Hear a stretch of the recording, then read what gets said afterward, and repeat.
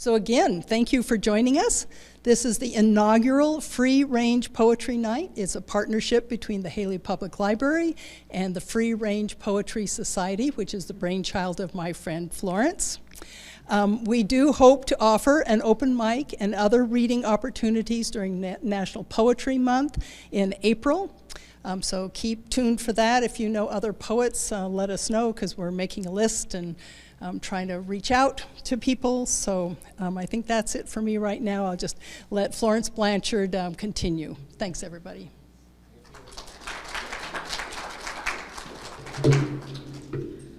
Okay, I'm a little rusty at this, but it seems like some kind of an ancient era now. But in the late 1990s and the early 2000s, the local bookstores and the Ezra Pound Association sponsored regular poetry readings and slams, even for students. Both Lawrence Ferlinghetti and Allen Ginsberg gave readings at the Liberty Theater. Ginsberg visited the Pound House because he wanted to feel the vibes. This summer, I got to wondering what happened to all those readings. On impulse, I decided that I should organize one. To sound official, I came up with the name Free Range Poetry Society, a membership of two, Sue and I. And contacted Kristin at the library, who, being a poet herself, was all in for this. I immediately connected with the three poets I knew from that era, Les Shanahan, John Fox, and Sue Bailey, who are here tonight. But it took another 2 months to find the rest of you. I even put an ad in the needed section of the Mountain Express, like if you needed some 2x4s for your house. But you know, poets don't go around with a little label on their head, I write poetry. In fact, they're mostly probably only their friends, closest friends, and family even know they suffer from this addiction. So poetry has been part of the cultural tradition of many countries for centuries. It can be entertaining, but also dangerous. It not only makes us personally vulnerable, but could even land us in jail. Both Ginsberg and Pound were jailed for the words they wrote. Words are powerful. The principal of our local high school even banned Allen Ginsberg from reading at the high school auditorium. Pound is still vilified. Around the world, poets have been jailed, tortured, and executed for opposing the status quo. In fact, I read yesterday that it's dangerous to be a poet or a writer in India right now. Ezra Pound's motto was, "Make it new." So let's get on with the poets, and I hope no one will be arrested for subversive activity tonight.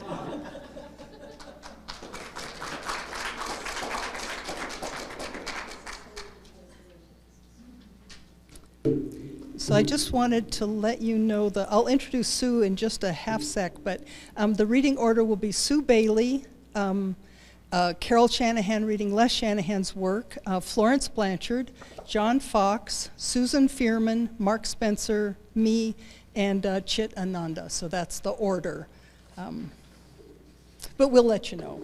We'll call out your name. So it's my pleasure to introduce Sue Bailey. Sue wanted to be a poet from the time she was a young girl and was lucky enough to study with the fabulous Charles Simic at the University of New Hampshire and the equally great Stephen Dobbins at Syracuse University. She admits to loving the pressure of a poetry slam. Please welcome Sue Bailey. Thank you, everybody, and I'm sorry to say that Charles Simic is dead and Stephen Dobbins has dementia, but I guess I'm going to get there too. This is my first poem called Graymare Ranch. Meanwhile, back at the Graymare Ranch, a remarkable institution, happy occupants never break out of a walk forgetting they once had covered ground in long, loose, swinging strides.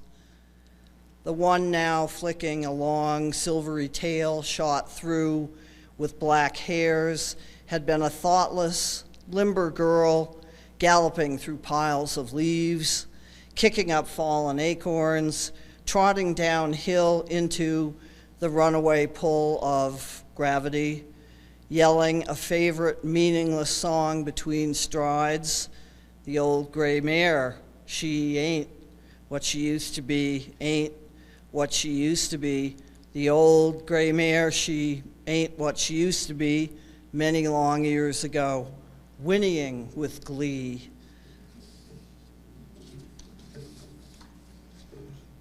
Fire in water. An ocean of kisses opens in you like waves, your mouth of alabaster breathing fire. I catch my breath, hold until it hurts. Under your hand, my heart of embers flickers, the blossoming warmth like shadows of moons sipping earth.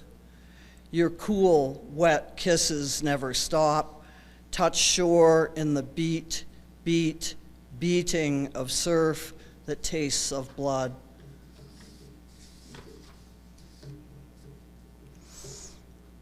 In Edgar Seaver's field, the boyfriend who came after you told me at that moment I knew he knew because of the gentleness. He said bare facts, but I could imagine. Propped against a rock that couldn't be hauled from that beautiful flat patch of cleared trees, looking on Stone Pond, shimmering in its small ring of hemlocks, both of you motionless. Edgar Seaver's field, Edgar, who believed in keeping going. No matter frostkill, withered hand, shattered baling machines, or drunken runaway wives, this lovely field, full of sunshine, familiar to me. My sister's half-thoroughbred had cavorted with Edgar's big herd of Holsteins before moving to our apple orchard in Marlborough. The boy who trained him to carry a rider smoothly, happily, was just like you, a different pistol. No secret even to little girls. Again, I was with you in the beat-up Rambler at a time when I couldn't even legally drive, going along dark city streets, its clutch creaking with each shift. Your two hands strong on the steering wheel, your breath of cigarettes, Winston's you like to smoke, talking, then stopped in the empty church parking lot, talking some more. Your mother got divorced, a stepfather you didn't want. Your friend John, she suddenly allowed to live in the new house like a brother. Reasons a sharp darkness glowed in your watercolor paintings made beside me at the long table in art class. Mine were bright, and I let you go. Now I think of your kisses as butterflies hovering, then sailing away. Thank you.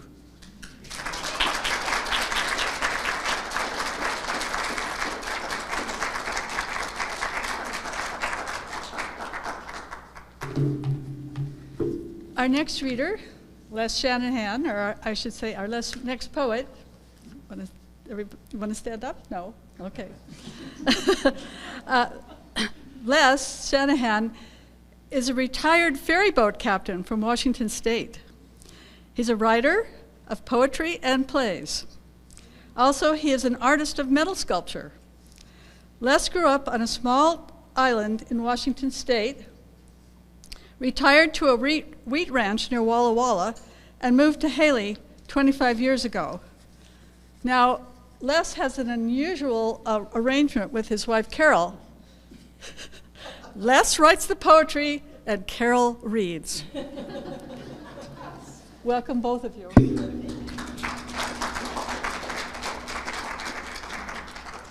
Hello.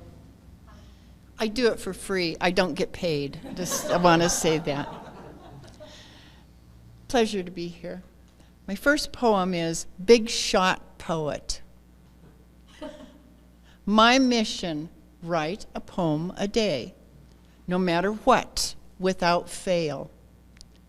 A poem a day for a year. Presumption be damned.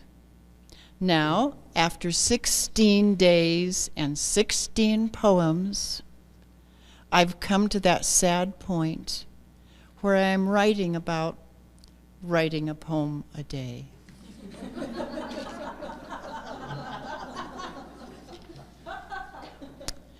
Autumn in descent. Out my writing window, leaves loiter on the grass, like rust-colored mourners after a funeral, wondering what to do next. Leaves just lying there. I wish them in bags already. I wish them south for the winter. I wish them south for the winter like geese or a V of pensioners.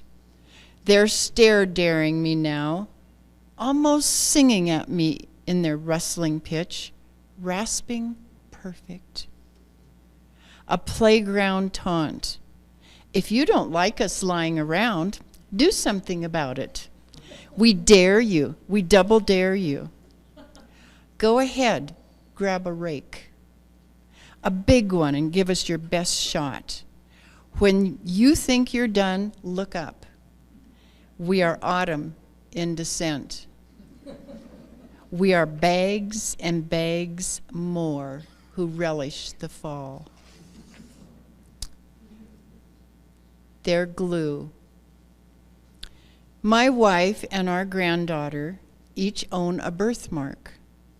It's under the hairline on the back of the neck. I envy them. Imagine to have proof. Their tie that binds. To in fact have the right to each other. No room for doubt. No tricky questions like, where do you come from? Who are your people? They just caress their napes and say, here, right here. But they keep the cogs moving. Some mountain town visitors, cash tall, tempered short, entitlement blazing.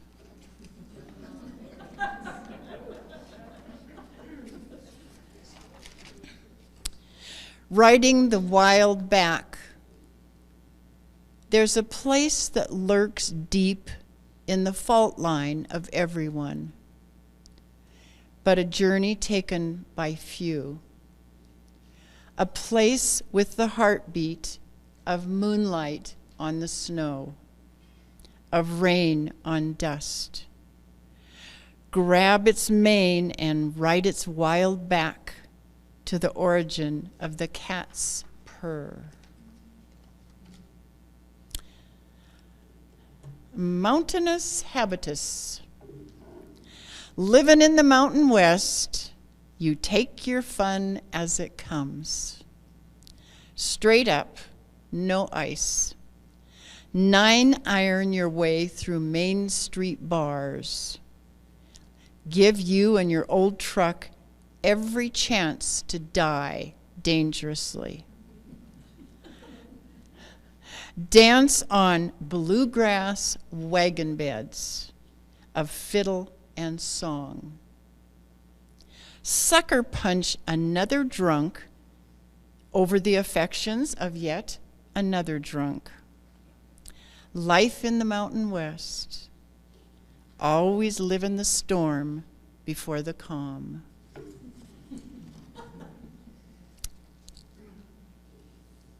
Snakes hissing, amen. If there is a God, and I'm not saying there isn't, why are there no goats climbing the pews or owls perched on the altar? Why aren't wolves howling the psalms and cats singing in the choir? Why do bees sting the faithful as well as the sinners?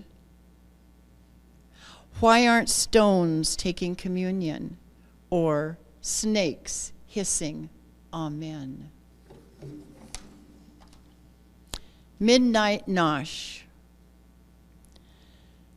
She swept in mute as fish. That's what owls do, you know. Sweep the night ground for soft sounds in the meadow, for sounds of a meal unwarned. The outing. Like a voice moving from thought to tongue, everyone has the right to come out, smelling like a rose, to the old ball game of the closet. Sliver. A raven's call lasts but a chill. A sliver in the heart quarrels forever. Corvine Blues. Better than a murder of crows fly raucously than land on your carrion shadow. In scavenger silence, dining on your secrets, knowing the ones you've kept and the ones you have not. A tomb of crows' gossip. Talk is cheap. Where men gather like a haphazard arrangement of atoms in a prism, words trip out. Indecisive words rock on porches, leaning first forth and then back. Steeped words sip in tea room, dripping into chipped saucers, too shallow for containment. Trimmed words thrown in barber chairs, falling on a neckline in nagging irritation. Morphetic words soft at a bar, leaning on their own slurring elbows. Where men gather, ignorance is pleased. The myth of closure. The wounded, such as you, ask only that truth be gentle. And the scar, that whale's cry turned to salt, that wolf's howl that drains the heart, might be tamed from time to time. Tender waters. Slow hands played on the aged goodness of an imperfect stone can change the way strong hands touch and crying eyes see. And the last poem, Politicals. There are those among us who have something to say, but say nothing. Then there are those who have nothing to say, but say it anyway. That's it. Thank you.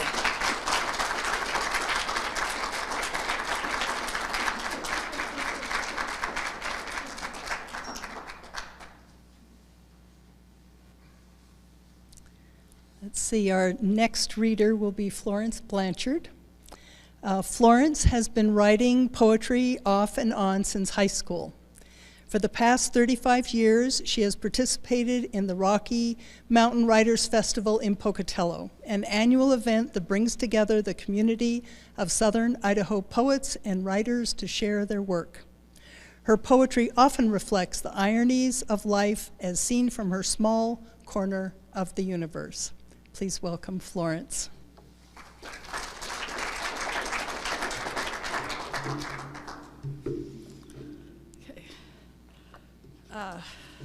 I often get inspired by road trips, so I have a couple of road trip poems, and then the third is not by road trip. Okay. Collateral damage. West of Hill City, the scorched black earth of a wildfire reveals the chalk-white bones of road-killed deer, luminous in sunlight like the relics of saints. No white crosses or plastic roses bless these ghostly remains of fatal collisions between 2 tons of steel and high-impact plastic, and a herd of mule deer following an ancient migration route south for the winter. An ominous thud, skid marks on the highway, blood pooling on the asphalt. The mangled bodies left along the roadside to be scavenged by crows and the red-tailed hawks scanning the prairie for dinner. Collateral damage from our love affair with cars. Let their spirits rise like mist after rain, blessing the earth and sky. Downwind.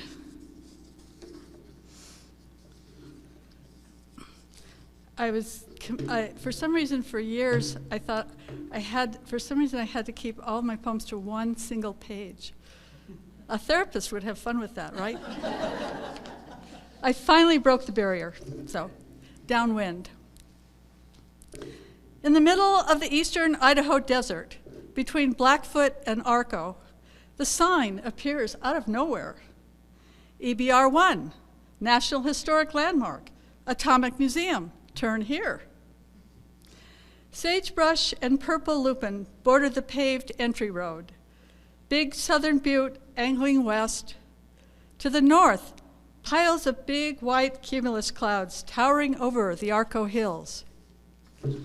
In the empty parking lot, a visitor welcome sign says that I'm facing the failed prototype of a nuclear-powered jet bomber engine, a menacing labyrinth of pipes, gears, and levers, 2 stories high, cobbled together by some evil Willy Wonka. A chain-link fence with barbed wire surrounds the museum, a brick fortress with shrouded windows that houses the defunct breeder reactor, where in 1951, scientists produced the first useful atomic energy, powering 4 200-watt light bulbs. The museum is closed for the season. I will miss seeing the 34-inch thick window that protects workers from radiation and educational exhibits explaining how a uranium-235 atom splits when it is struck by a neutron. In the control room, I won't be able to turn the dials and push the button that simulates a rapid, unplanned reactor shutdown. When I was growing up in California in the 1950s, my father took us kids outside to witness the mushroom cloud from an atomic bomb that the government was detonating at its nuclear test site in Nevada. We lived too far away to see anything, but I always imagined that I had seen it, a flash of light, a faint gray mass in the shape of a mushroom. Those clouds were poisonous clouds, raining deadly radiation on downwind towns, causing cancer and birth defects all over the Mountain West. My friend's daughter died from drinking the tainted milk. With these dark thoughts overshadowing me, I drove away, back to the highway, past the failed nuclear-powered jet engine, past the sagebrush and purple lupin, toward that big pile of cumulus clouds, towering over the Arco Hills, downwind, toward craters of the moon, toward home. The last road trip poem is not my road trip. Worrying about my grandson. My grandson was headed to Ecuador for a 6-week class on the environment and culture of the Andes. I wasn't worried about Ecuador. I was worried about how he was going to get from the Greyhound bus depot in LA to Union Station, where he could catch an Amtrak to the airport. It's the most derelict part of the city, I said, full of drug addicts, ex-convicts, and homeless people. When he got back that summer, he said, "Grandma, you were right. I had to walk through Skid Row for 2 blocks at 4 o'clock in the morning. There were homeless people sleeping under tarps. I smelled like garbage and burnt tires. I heard shouting. Someone screamed. A guy came out of the shadows and offered to sell me drugs." The worst thing that happened in Ecuador, he said, was finding chicken feet in his soup in the town of Ambato. It was gross, he said. If we hadn't been so hungover, it might not have seemed so bad. But my friends and I found a McDonald's and had double cheeseburgers and a large order of fries. Thank you.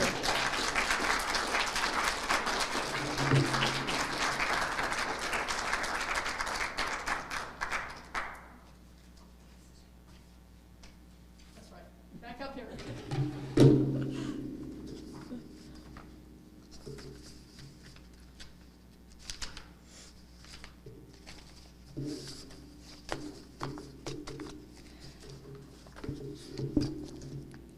John Fox was born and raised in the Wood River Valley. He is a bike mechanic by trade and a poet by disposition. John?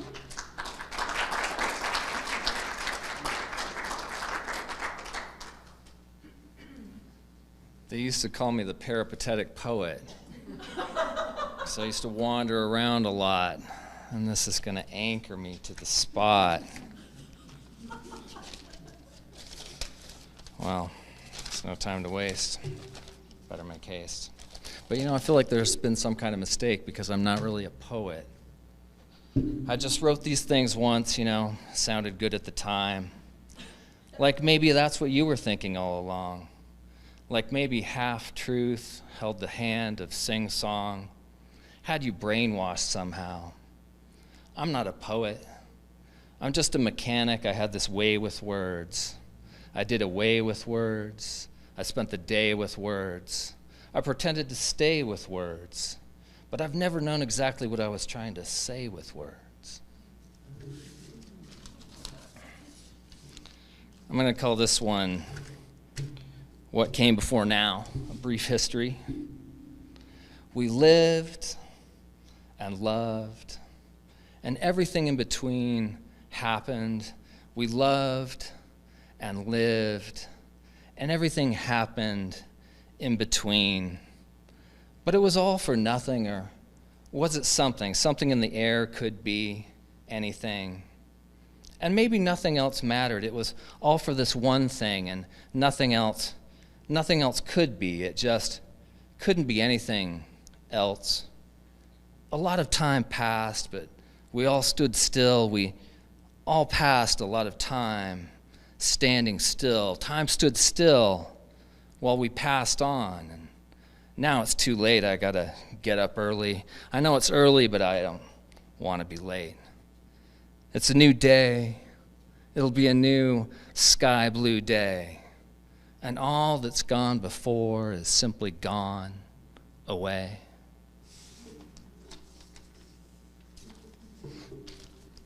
I call this free spirit antidote, or a kind of skateboarding manifesto. Believe it or not, there was a time I almost got my act together. I thought maybe I'd try just being a regular guy, you know, suit and tie, the whole bit. But it was so depressing. Like serving time for good behavior made me realize maybe my bad habits are my saviors. Maybe I've crucified them too long. See, lately, I've had my fill of conformity, the kind of mediocrity eats up the hours with its predictability, time clock regulation, heartbeat of a nation. When did I start following the rules of the game, man? When did I stumble onto the track of the plain man, turned into a slide, roll and tumble towards the tame man? Brought me to this pedestrian conclusion, the suburbs of shattered illusions where one day's color just bleeds into another, everybody walking around like they've been stung by the great poisonous mandate of the stand-up citizen, keeps clean and straight, pulls his own weight. Well, I never could relate. See, all my life I've been coasting. I specialize in just this drift. I have an unusual agility when it comes to dodging responsibility. I follow the path of least resistance. You know, I flow downhill mostly. Free spirit is my antidote. These wheels upon the earth are my wings. When they roll, I rise, meeting your stairs with head high as I skate by. I'm going to tangle up your straight lines. I define the fast lane in my own way. I live at roller coaster day to day. Dip ya might thrill ya, tip ya might spill ya. I swerve as need be to keep my speed. I weave, I've got nerve, I'm wrong lane. I'm sidewalk, I'm immune to your traffic cop talk. Thread through you smooth, something to prove. And I know, yes, I know it's not polite. I'm supposed to focus on the practical things, right? I'm supposed to keep my grip tight on the throttle of life, bright future in sight. If I just put on the grin of the go-getter, slip into the skin of the jet-setter, yes, I should know better. But my priorities revolve more slowly, and there are so many deadlines I'll never meet. I'm preoccupied with the particulars of this small world under my feet, like the salt and pepper static of the gravel in the street, the unforgiving nature of the concrete, bone breaker, scar maker. See, I'm living for the simple thrills, powered by ibuprofen pills, protein, and glucosamine. I'm living for the days of vision. I'm living for the days I feel all grand plan premonition, drunk inhibition blowing a strange, rearrange wind. I am dust devil driven, heat stroke victim. I'm addicted to the way acceleration dampens the vibration, blurs the details of an asphalt road winding, punctuated by blink, don't think moments. There are so many chrome sparkles to the spin of my days, these last red rays staining the clouds in pastel abandon. I see the poetry in the sky every night. That afterburn glow makes the moment molten like an ember of the setting sun. I feel that for a moment, fact never freezes, and the breeze lends its nitrogen shove, fuels my falling from that grace above. All my free days are like oxygen, they sustain me, sweep me beyond the limits of gravity, that they are my answer to the bone tiredness that is the byproduct of meeting your expectations. I savor every curtain-blown wake-up, every way past dawn patrol of greenbelt avenues, whole-body perspiration glazed, afternoons of high desert haze and distant thunder roll. When I want an understanding embrace, the wind wraps its arms around me. And when I want calm and steady objectivity, well, this blacktop never changes. And when I want a companion to illuminate me, the moon will do. For voices, there will be this town. I'll put my ear to the ground, listen to the buzz all around. And when I need space, I'll take this board. I'll glide beyond the street lamps and the everlasting glow of the filling station canopies bleaching Main Street emptiness, out to where there is only the inner conversation to populate my head station, radio static for miles and miles and miles, out to the perimeter of the world where the pinpoint stars are so thick they have depth, a great sky ocean, and looking up is like looking down into a bottomless sea of fluorescent fishes, blackest black canvas, painted with the shine of numberless epiphanies. And when my time runs out, my last ride will be a long unwinding. I'm going to gather up all these beautiful things. I'm going to flip on my high beams. I'm going to overdose on my free spirit antidote. I'll let my brakes go, and I will rise as I roll. Wheels, wings, soul.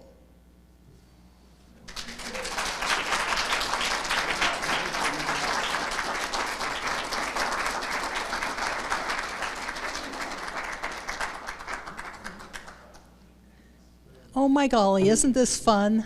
I mean, really, wow. Our next reader is Susan Fierman. Susan has spent her adult life working with people in learning endeavors and hopefully moving all of us towards a more fulfilling life. She has been privileged to work with the advocates for the last 13 years. Her work and ongoing spiritual practice opens her heart, and from time to time allows poetry to flow out. Thank you, Susan.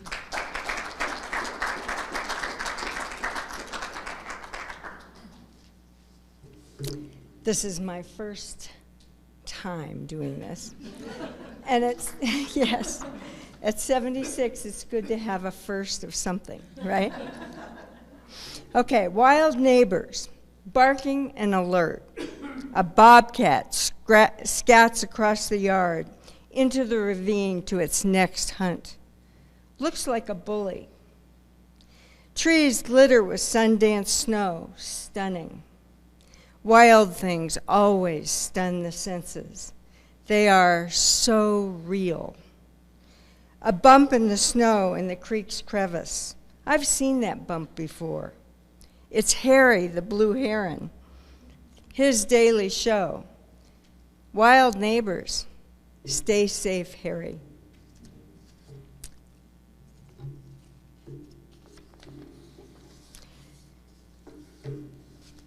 Ode to COVID. Can't sleep, can't incorporate that much pain.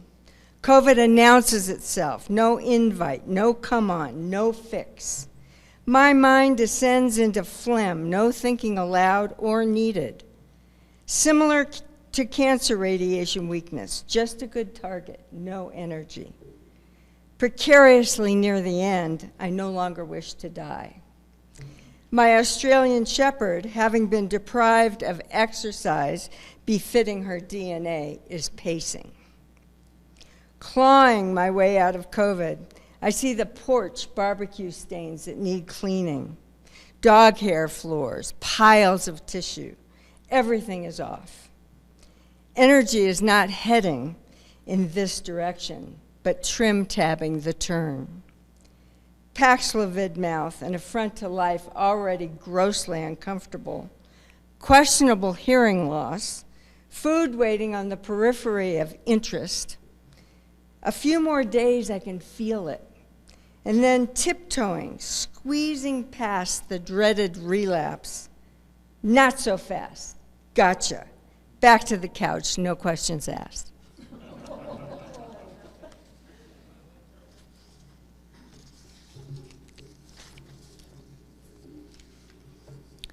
A colleague calls. I hear it in her voice, bent on completing a task, grounded energy, a communal connection, joining us in the job at hand. We continue in our separate ways to massage what is next into a requested space.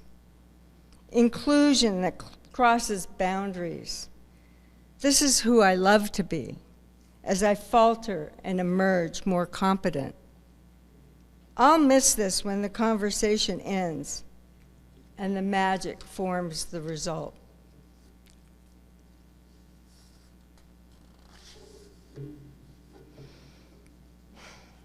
Intimacy. Meeting at the touch of word to soul. A deep resonation of oneness.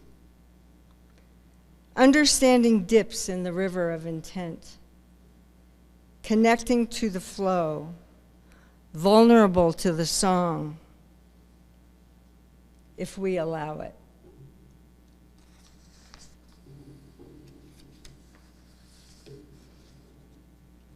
Divine. Can't describe my important life, might have missed it, but live for yours. I give my soul for your visits, swoon in the breath of our being, yet waste most of my days with habit and think too much about nothing. Maybe should have paid more attention, but I love like the wind blows, leaving almost nothing untouched.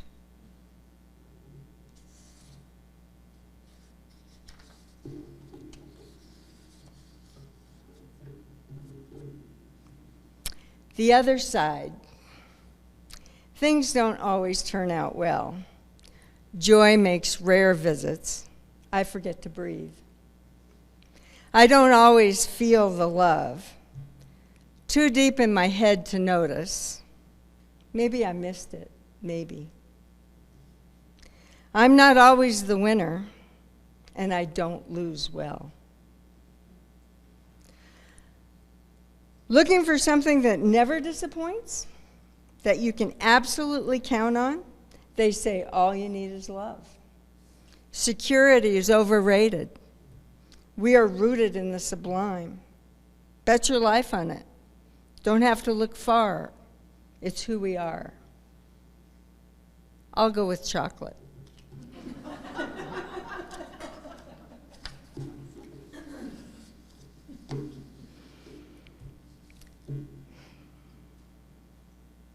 We broke the moment. It's not hard to do. We pushed too hard again. It just broke and opened the pain that flowed and overtook the moment and every moment after for a while.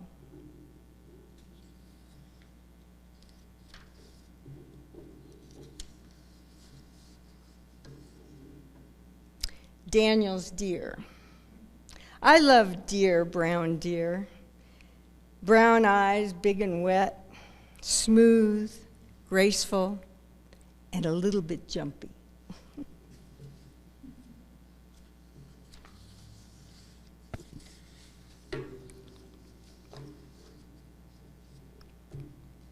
Haiku for dogs.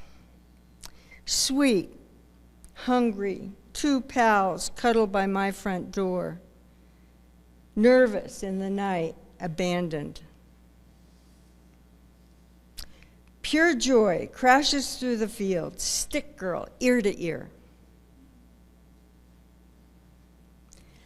Walking downhill into the wind with my dogs. The dog at dusk, lying on the porch, looking out. Our eyes meet in the silence, hearts in union. Walking with my dogs, the soul of the view, cleansing me. And my last one, which was written by someone coming through me. Mother Nature. I am the pristine snow, no history written across my radiant face. I am the mountains, grace to all who behold my presence. I am the wind. My caress plays no favorites. My raging show means nothing. I am the water's healing freedom of acceptance. I am the gnarled, peeling, dying trees. No pleading lips here, only ever-present service to the earth. I am the sun, burning life's every breath in fierce love. I am the moon, luminescent healing touch of light. The sky. I am the mother, ever-changing, infinite presence of being.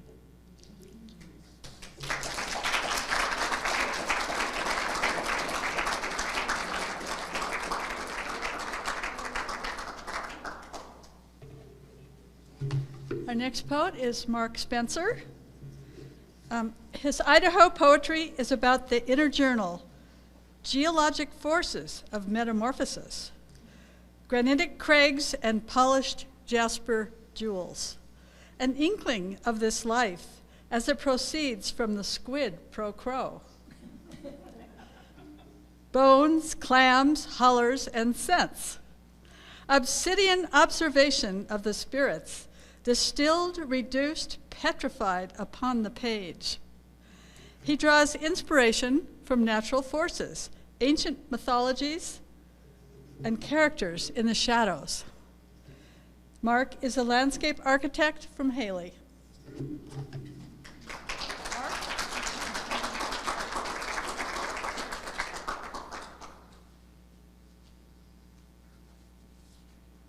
Thank you for the opportunity to read. His first poem is called Heartstone. In this age of fundamentalism, what are we left to break a man of his religion? Raised on wheat, lamb, hardened heartstone, no fever dream of compassion rises over brown and barren fields. Just a distant, gentle beating. Black robotic death lurks on the edge of that scene. Any moment, out collecting fuel and laughing, just cut apart by forces uncontrolled. You can't tell a boy that God isn't wrathful or angry and hail him with bullets.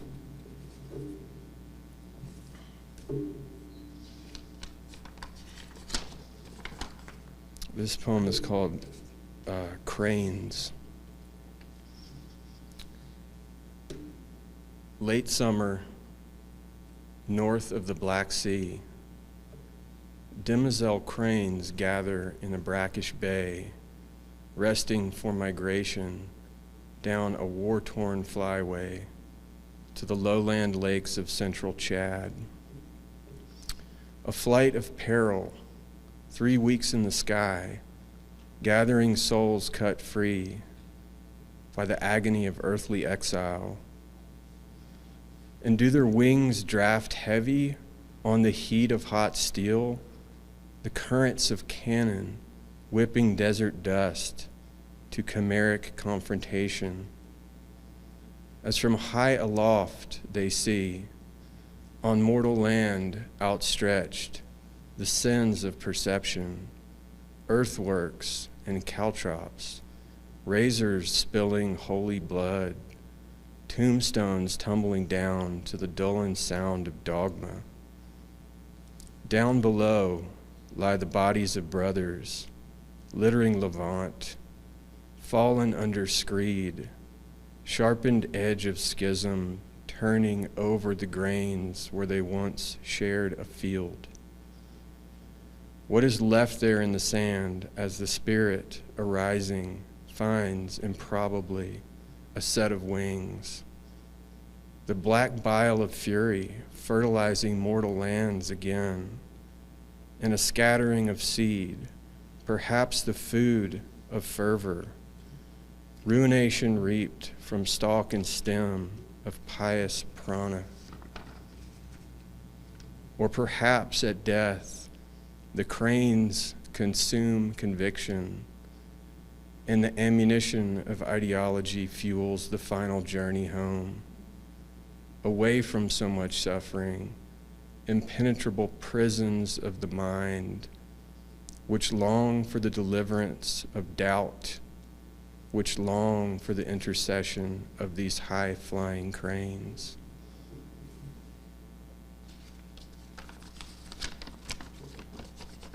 This one's not so dark. It's called Hearts. In the beginning was a great silence, a vast and black vacuum field against which we are but a taut sinew cord or a fine wire of wound brass.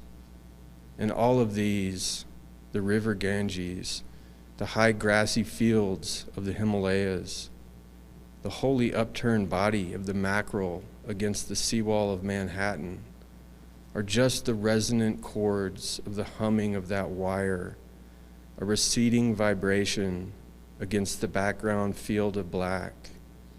Each of us in the whole of this existence are poised to evaporate as the ceasing of cicada season drives the exoskeleton body underground. What do we have but the rhythm of this life? The roll-up doors of the taquerias at the very dawn of day in Tijuana, a prayer for simplicity, for plenty, for a tranquil stretch between moons. It's possible that our hearts are programmed, preordained with a finite number of beats, 80 per minute, 42,040,000 per year, 3,784,320,000 in a satisfied long life. So just imagine us, painted large against the vast and indifferent void, the thunderous power of all that holy tuned sinew, every second singing in vibration of that thing we all share, our 7 billion hearts. Thank you.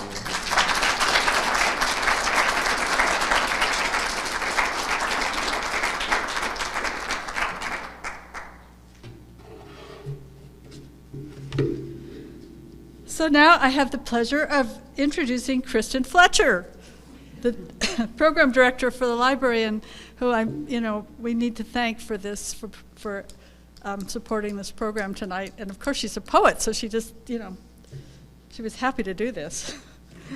Kristin discovered poetry, and especially Dylan Thomas, in middle school while poking around the Idaho Falls Public Library. After she wrote her first poem for a class assignment, her 8th grade teacher foolishly encouraged her to write more. And her life has never been the same. Kristin?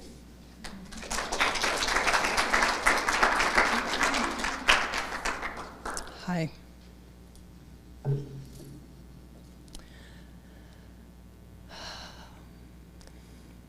Memory.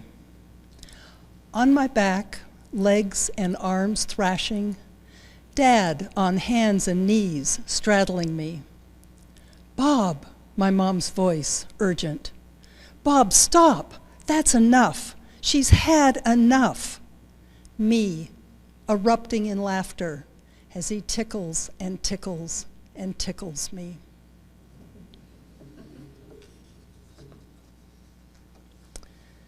I'm gonna have to, I usually have this at 14 point font, but I didn't do that with this one, so I have to have my glasses. 1247 Gale Mountain Road. I hold in my hand a piece of paper. It claims I own this land, but how can this be true? How can I own the pink quartzite, descendant of ancient mountains, eroded to sand, covered by oceans, pressed into the earth's hot bosom, then thrust a mile high or more, fracturing now under gravity's severe weight? How can I own the wild trees waving their arms skyward in joy, who endure summer's baking heat and winter's cold fury, whose ancestors lived here, and who themselves lived here before me, and who will remain when I am but ashes blowing in the wind? How can I own the homes of the little birds whose spring songs saturate the sweet air, who labor ceaselessly on behalf of their peeping children, who against astonishing odds thrive? How can I own the cricket, the wasp, the ant, the swallowtail butterfly, who find this land sufficient for their needs? Or the painted lady whose third generation flies here some years from Mexico? How can I own the delicate pattern of hooves pressed into the soft dust, or the pad prints of wild cats, or the vixen's bark when the moon swings high overhead and her kits wait whimpering in the den? How can I own the wind? How can I own the rain? How can I own this silence? How can it be that I own this? How can anyone? Sorry. Let me take a minute. Sorry.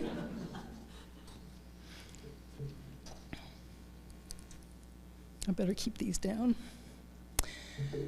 I write about death. When I write about death, I remember that life was just a moment before. I remember a diffuse ring of ice circling a nearly full moon, a time to move, an itch to move along. The night light that was almost real. Emerging from juniper and sage onto the hard bitumen, pausing, scenting, moving, cautious, step by step. Then in a rush they go, and the wrong split-second decision to follow the rest or return to the unknown. I am powerless to influence the outcome. Fatally struck, she grovels against the sudden hardness, tries to gain a foothold to rise and follow the herd.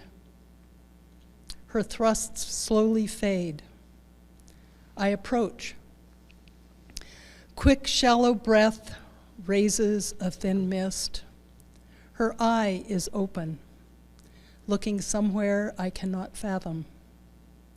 She is moments from death.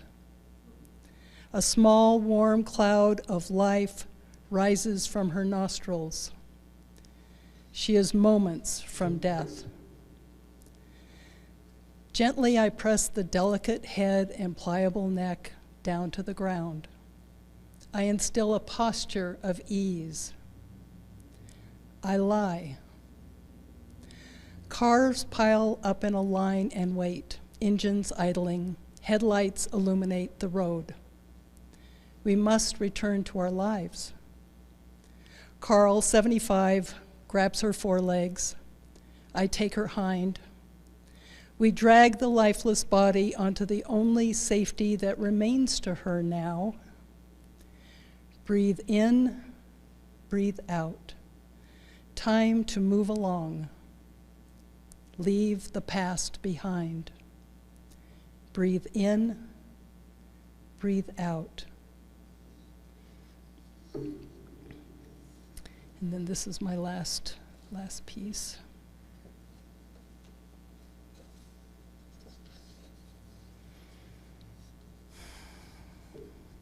Spring breakup on the Wind River. Was it the way the ice shelf cantilevered over the rocks just so, or the seeping heat of the day-bright sun?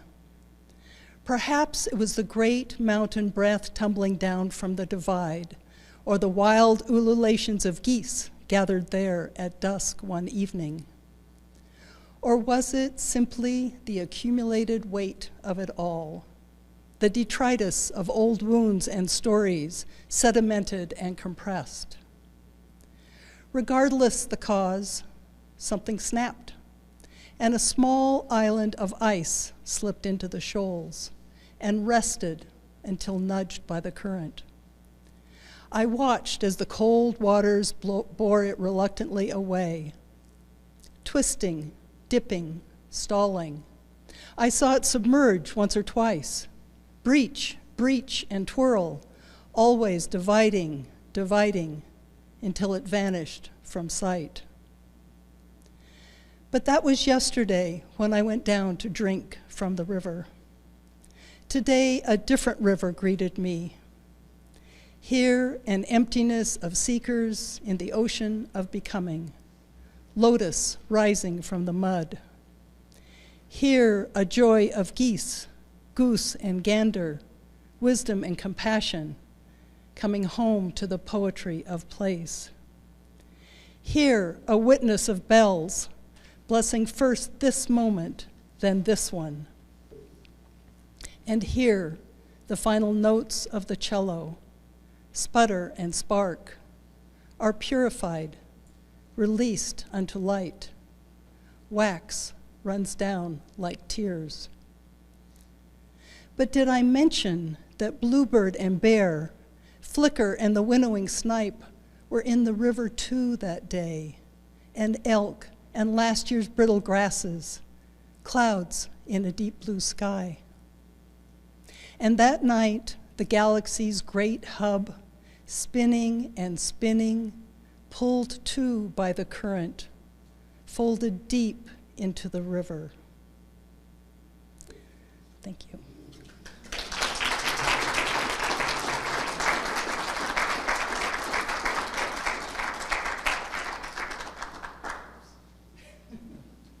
Still got a job to do here. Great. I'm going to happily introduce our last reader tonight, Cit Ananda. Cit's poetry is inspired by direct experience, captured in moments between perception when the mind falls quiet. She will tell you she catches poetry on the winds of the universe. Some of her work can be found in the journals Mountain Path, Tiferet Journal, Amethyst Review, and Soul Lit. And she has published a full-length book of poetry called When Silence Speaks, Messages from the Heart. Please join me in welcoming Cit Ananda.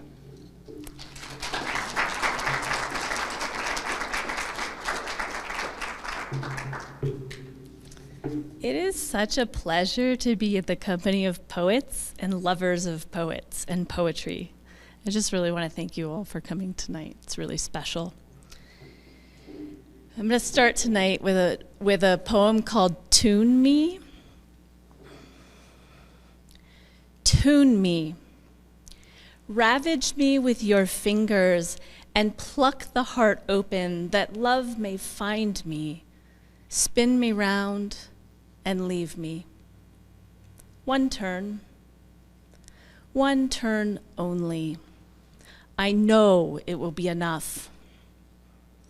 Once touched by the penetrating chorus of your footsteps with mine, once held by the resonance of being in rhythm, holding time, spun gracefully like no other beloved partner, spun wildly, spun gleefully, spun endlessly, spun dervishly, spun out, until the floor ceases to feel firm beneath the feet and the walls fade, and the boundaries of sky and cloud merge into the vast expanse. I can feel your lips against mine, a parting gift as the cosmos catches me, spun into open arms of delight, tasting the breath of Christ, feeling the heat of the cross, burning the body, revealing freedom.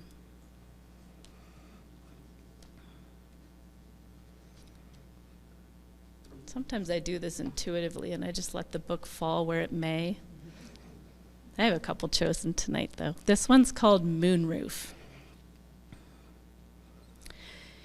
Your house is built on stony stacks of pillars, placed one by one, just so. It stands tall and proud, a beacon on the path guiding wayward travelers to rest. The walls are thick and steady, riddled with ancient tales of hunger, lust, and longing. Long ago, the roof blew away, blew into the night with starlight as its guide, rumbling over ridges and valleys of forgotten lands. Once, I visited this house. The door is always open, welcoming all, always.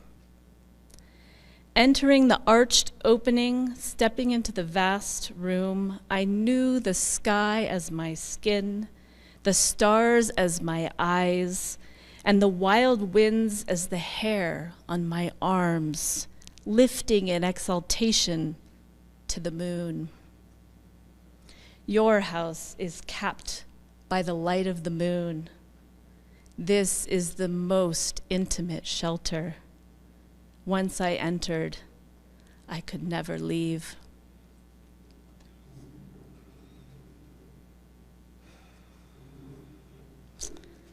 This particular piece found its first home in Amethyst Review. It's called Meeting Place. I have laid out a blanket held at four corners by pinpricks of light. To meet me here, you will have to take a leap of faith. Believe in the magic of the fire that holds the corners but never burns the flesh. Believe in the power of possibility that explodes you into the cosmos, deposits you on the floral center of the pulsing mandala with a soft, gentle thud. Believe in emptiness and space. Within that field lie the butterfly and the rain. It pulses with life and vibrates with harmonies unsung. A richness meets the eyes, though the field is vacant. What is seen is divine artwork. Strokes of whimsy meeting gestures of passion, yielding ribbons of light and flowing rivers of sacred color bleeding into everything. I feel the liquid light seeping into my body, and it moves through the sacred vessel. As it moves through the sacred vessel, it merges with blood and bone and finds subtler ribbons of luminous light already flowing there. Threads of familiarity magnetized together, pulled by rapture and affection. A concert of hums erupts, and the body is moved. What pulls the head from the earth? What draws the feet to the soil? What winds the body in waves of ecstasy and morphs the mind into jelly? It feels so pure and true. Surrendered like a marionette in the hands of our puppeteer, the body receives, and the waves amplify, and the body receives, and the waves amplify. And just like that, I am exploded into the cosmos, seated on the floral center of the rippling mandala of time, the eternal now. Care to leap with me and picnic among the pricks of light and whimsical ecstasy? Care to lose yourself in the fabric of eternity? Care to be unbounded in sacred harmony? I have laid out our blanket.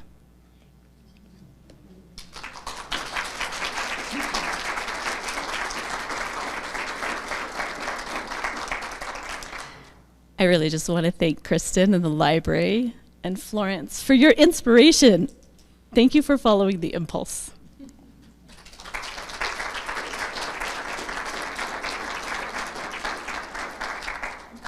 So I'm going to invite Florence up here for a spontaneous moment. She looks terrified, just to let you know. You took my words, actually. I was just going to thank Florence for reaching out to the library and saying, hey, you know, would you like to do a poetry night? And look what happened. We've got, what, 30 people here or something, and plans for more poems. So, And what an amazing diversity and such great talent.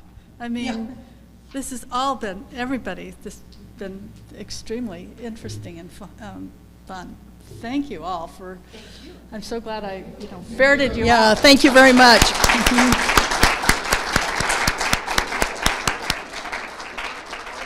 And I hope this is not the last time. I hope we'll get some other things going. Yes. Thanks, everybody, for coming.